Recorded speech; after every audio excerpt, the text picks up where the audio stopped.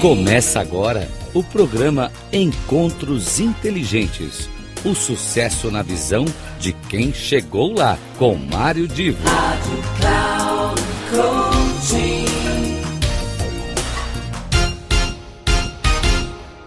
Começa agora mais um dos nossos Encontros Inteligentes. E hoje, particularmente, eu fico ainda mais feliz por apresentar a Denise Max, uma querida amiga e que é especializada em vendas, mas nós não vamos falar aqui em técnicas de vendas. A Denise tem uma experiência maravilhosa em vários mercados, com vários tipos de públicos em países diferentes, e são essas histórias que vão hoje aqui compor a nossa apresentação, esse nosso programa. Eu fico muito feliz porque a Denise é uma dessas raras pessoas que, além da sua competência profissional, ela tem uma dinâmica muito interessante para falar dessas histórias, para comentar como é que você que se interessa por vendas de alguma maneira vai poder aproveitar todo esse conhecimento, toda essa história de profissional de vida dela. Como sempre eu faço, eu deixo aqui agora você acompanhando a nossa conversa e no final eu volto para fazer o encerramento, tá ok? Até já. Mário, é um prazer estar aqui conversando contigo, né? Nesse papo tão descontraído que você costuma conduzir tão bem com os nossos amigos aí, alguns em comum. E você me apelidou carinhosamente de profissional ou de vendas, né, ou a vendedora dos sete mares, né? E é uma profissão, uma atividade que realmente eu me dedico há muitos anos, né? Com evoluções de carreira, mas, enfim, no fundo, é sempre vendas, né? A gente sempre está falando disso. E a minha carreira, ela começou no Brasil, de qualquer maneira, mesmo no Brasil, eu já viajava, eu já tinha região de vendas, né? Sempre foi assim. Isso começou em 1994, e a partir de então eu tenho essa função especializada de caixeiro viajante, né? E daí foi quase que para o mundo, eu poderia dizer, né? Parafraseando uma rádio de Recife, que diz de Recife para o mundo, então realmente foi a Denise daqui para o mundo. Então, eu tinha uma função de vendas inicialmente no Brasil, depois eu fui galgando outras posições, né, em vendas, vendedora treinadora, gerência, enfim. E foi justamente na minha gerência de produto, né, que eu tive a possibilidade de viajar toda a América Latina. Leia-se de Porto Rico para baixo, né? Então, Porto Rico era sempre uma região, apesar de ser um estado americano, por falar, né, basicamente, o espanhol como primeira língua, na verdade, oficialmente não, mas culturalmente e na prática é isso. Então, era uma região das mais, vamos dizer assim, era uma dúvida se ela deveria pertencer aos Estados Unidos, de fato, ou se deveria comercialmente ser incorporada à região da América Latina. Você quer dizer Porto Rico no sentido da atividade profissional que vocês tinham? Se o comando da atividade em Porto Rico seria da gerência daqui do Sul ou da gerência americana? Americana, exatamente. Então, como politicamente, né, é um estado americano, mas comercialmente as empresas se defrontam com essa questão por causa do idioma, e, obviamente, junto com o idioma, vem umas questões culturais aí também. Então, eu viajei desde Porto Rico, México, a América Central, a América do Sul, e, obviamente, alguns países mais que outros, algumas regiões mais que outras, por causa da própria relevância, né, e da abrangência comercial da época e da especialidade com a qual eu sempre trabalhei. Deixa eu esclarecer, né, na área de dispositivos médicos, né? Então, Denise, aí eu vou querer ter um papo à parte contigo sobre essa tua especialidade. Ok. Né? Antes eu queria explorar algo, digamos que é mais geral, e que eu acho que passa pelo ideário das pessoas, e não só de vendas, mas em geral quem gosta de viajar ou quem enxerga possibilidade de um dia ter uma atividade que viajar, e a gente está aqui com foco na América Latina. A minha primeira pergunta é o comportamento do vendedor ou do comprador, ou seja, do processo de vendas, o comportamento das pessoas muda muito de país para país? Ele tem alguma relação um pouco com a história, com o tamanho do país ou com o tipo de ambiente, eu diria, cultural? Porque nós temos vários países, ainda que o Brasil seja o único de língua portuguesa, mesmo os outros países, o espanhol não é o mesmo. O espanhol tem variações. As pessoas têm comportamentos muitas vezes derivados de cultura indígena em alguns lugares, né? Então, a gente tem capital e a gente tem interior, como no Brasil também, com as suas diferenças. Me conta um pouco dessa sua história.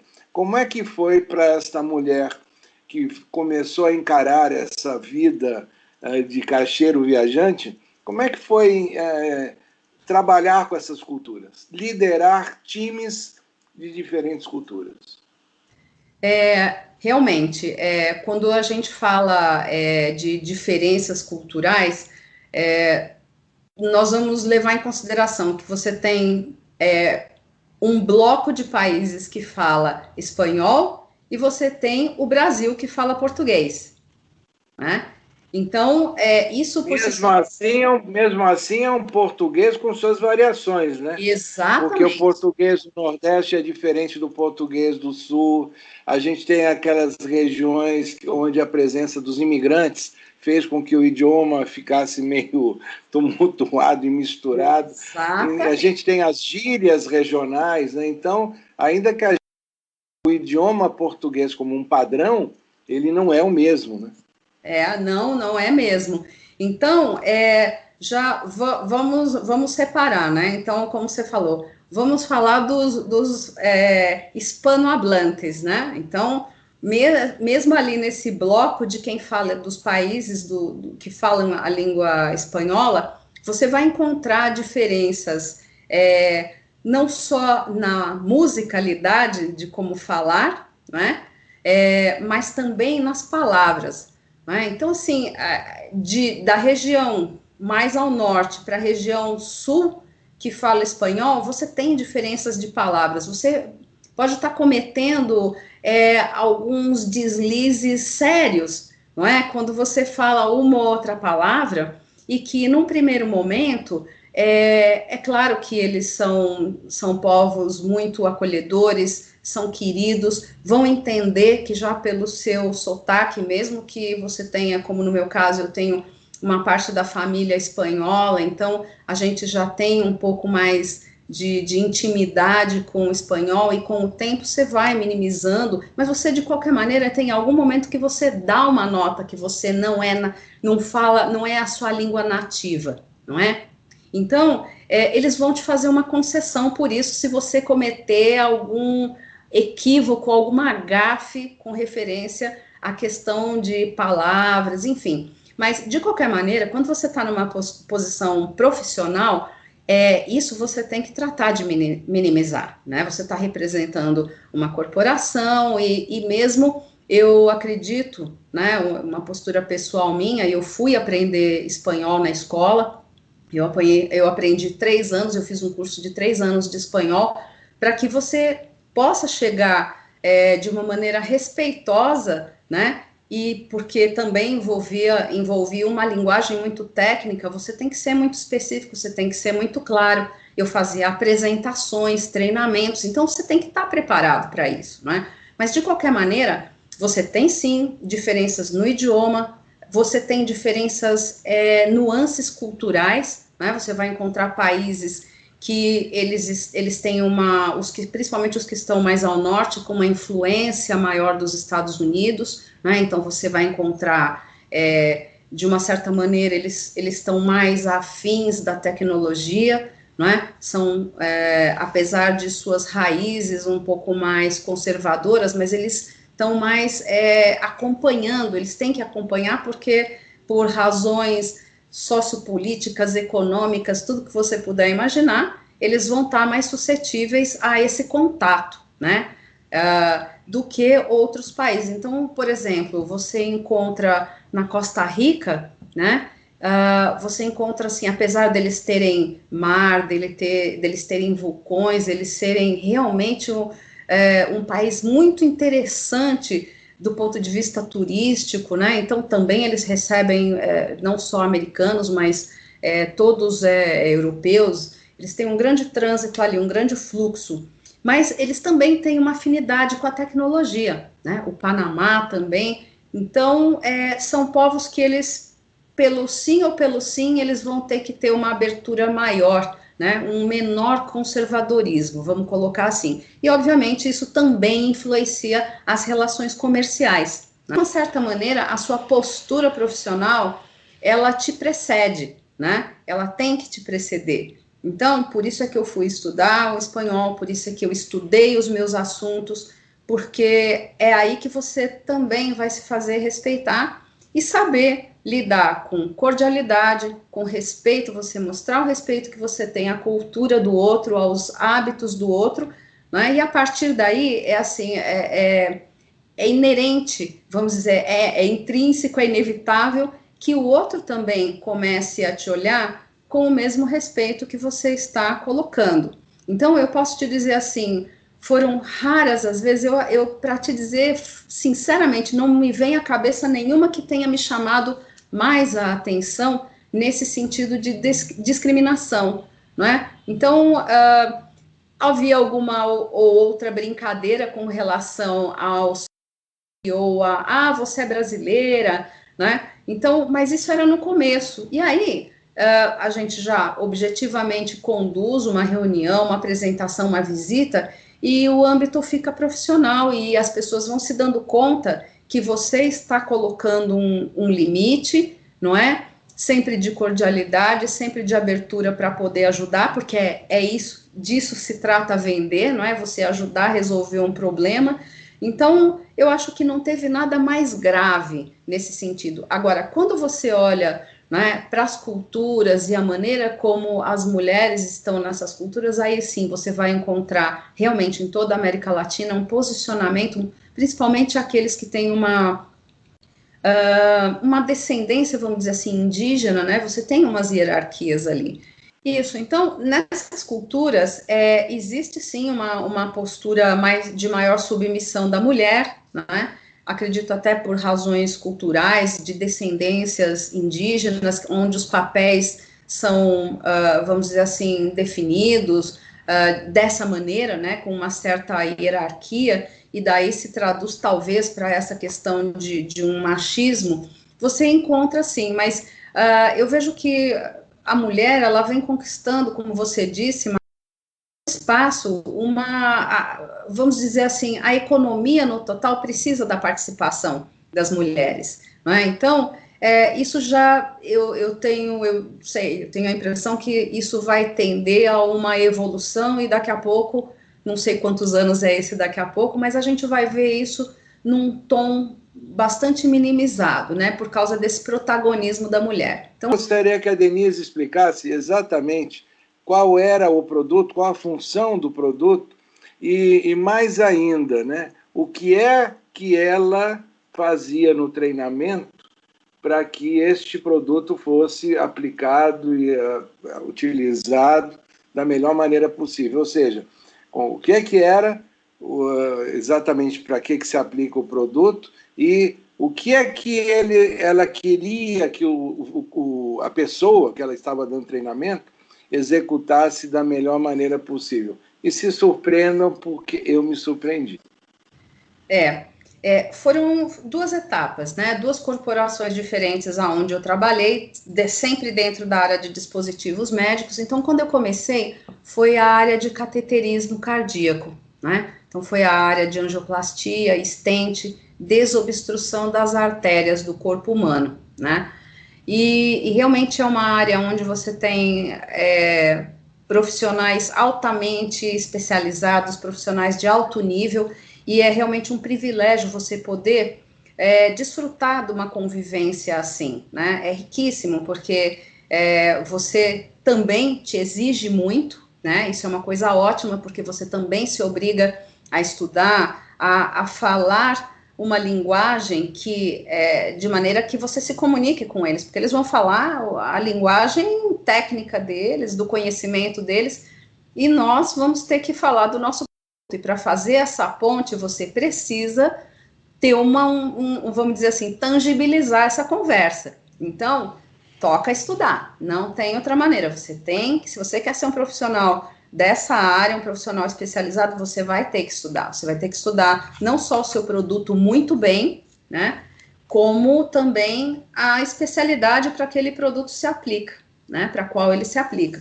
Então, o nosso, vamos dizer assim, treinamento, né, quando eu ia oferecer um treinamento em produto, porque o médico, ele sabe fazer, ele sabe a técnica, mas ele precisa conhecer seu produto, né? Então, é como eu digo sempre, é obrigação das empresas, das corporações, oferecer, né, a informação, o treinamento, isso é obrigação, né, obrigação por legislação, por questões regulatórias. Você tem que ter um treinamento para oferecer ao usuário daquele dispositivo. Então, você tem que ter pessoas que estão capacitadas para fazer esse treinamento, tá? Para chegar lá e um médico que estudou 6 anos, você chegar para ele e dizer, olha, é assim que usa meu produto. Então, são vários os níveis aí que você tem que se preparar, não é? E muitas vezes para o médico que, além dos 6 anos de estudo, já tem um monte de anos de especialização e ele está ali tendo contato com uma tecnologia nova. Com certeza, com certeza. O treinamento de um vendedor, vamos dizer, ele implica da parte nossa que estamos dando treinamento para a equipe interna, você chamar atenção e corrigir comportamentos para que a pessoa esteja preparada, né, do ponto de vista comportamental para atuar junto a um profissional desse nível. Né? Você vai encontrar professores doutores, não raro, né, a maioria. Então, você, desde de lidar com um residente, que daqui a 2 anos ele vai ser um cliente seu, não é? Então, são níveis que a gente precisa se atentar, né? O vendedor precisa estar capacitado para fazer essa identificação e para fazer também essa estratificação, né? Saber quem é quem ali naquela conversa, naquele relacionamento. E aí, quando você parte para fazer esse treinamento, você tem que estar muito sabedor e conhecedor daquilo que você está falando, né? Então, isso... Agora, você disse que foram 2 etapas. Um foi o dispositivo para coração, o stent. E o outro, qual que foi? E o outro, aí sim, pasme, Mário. Esse é uma coisa, assim, fantástica. Né? Como diz o francês, é o crème de la crème. É o crème de la crème, exato. À medida que a gente também vai se especializando, não é, com os produtos, você também vai querendo novos desafios, né? E o desafio, ele chega para quem quer. Então, eu fiquei 10 anos trabalhando na área de epilepsia, com um dispositivo que ele é um marca-passo para controle das crises epiléticas que não se controlam somente com medicamentos, né? Então, é um marca-passo que você tem ajustes de corrente elétrica, né, dos estímulos, que interage com o sistema nervoso do paciente, de maneira a equilibrar essa questão da descompensação elétrica que acaba, vamos dizer, como desfecho, uma crise epilética, né? Então, aí sim, você está conversando uma coisa bastante demandante, sabe, de estudo. Você acredita que trabalhar com este dispositivo voltado ao controle da epilepsia, ele é mais complexo do que o outro? Porque tudo bem que a gente está falando aqui de alguma coisa que já se tornou um pouco mais padrão, que é o stent ou algo ligado ao coração, mas de qualquer maneira, uma operação cardíaca é sempre muito complicada e requer muito cuidado. Sim. Então, você tem, na realidade, em relação ao ser humano, uma coisa que mexe no coração, outra que mexe com o cérebro, né? E aí, ambas têm a sua importância, não estou comparando qual é mais importante que o outro, mas ambas exigem do profissional que representa o produto o mesmo tipo de postura. Ele tem que estar integrado com a execução da atividade médica. Exatamente. Não basta ele conhecer o produto. E pelo que eu entendo, pelo que você me deixou outro dia entender também, muitas vezes este profissional que representa a empresa acompanha o médico e ajuda em tempo de operação. O que acontece é assim, você tem uma interação que não é direta no procedimento, isso é antiético, não é?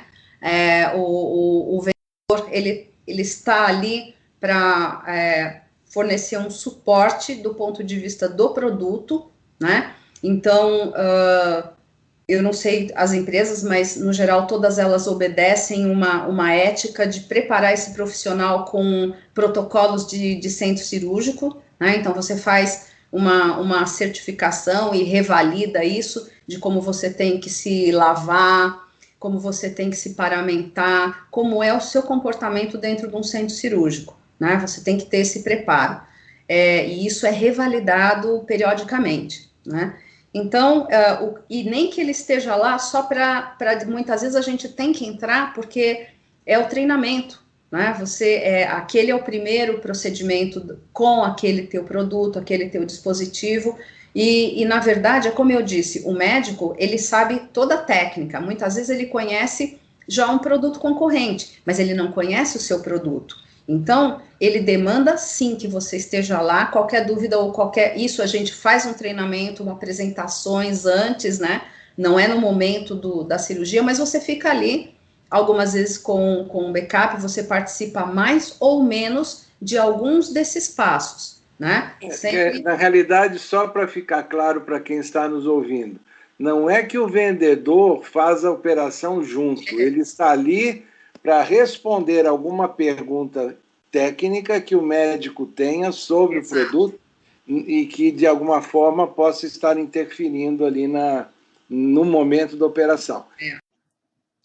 E aí, gostou? Você vê que a Denise realmente, como eu prometi lá na abertura, é uma pessoa fantástica e se você tiver interesse em acompanhar essa gravação toda, afinal ela durou quase 1 hora, eu aqui apenas reproduzi um pedacinho dentro do compromisso aqui do nosso encontro inteligente na plataforma Cloud Coaching.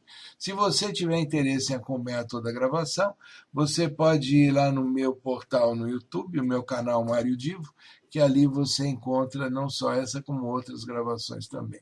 Tá bom? Um grande abraço e até a semana que vem com mais um encontro inteligente.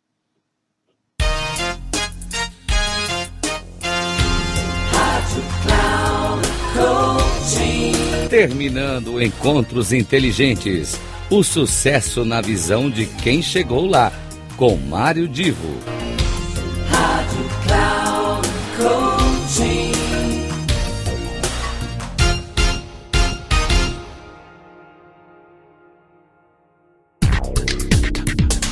Não perca Encontros Inteligentes, o sucesso na visão de quem chegou lá, com Mário Divo. Sempre às terças-feiras, às 8 da manhã, com reprise na quarta às 12 horas e na quinta às 16 horas, aqui na Rádio Cloud Coaching. Acesse o nosso site radio.cloudcoaching.com.br e baixe o nosso aplicativo na Google Store.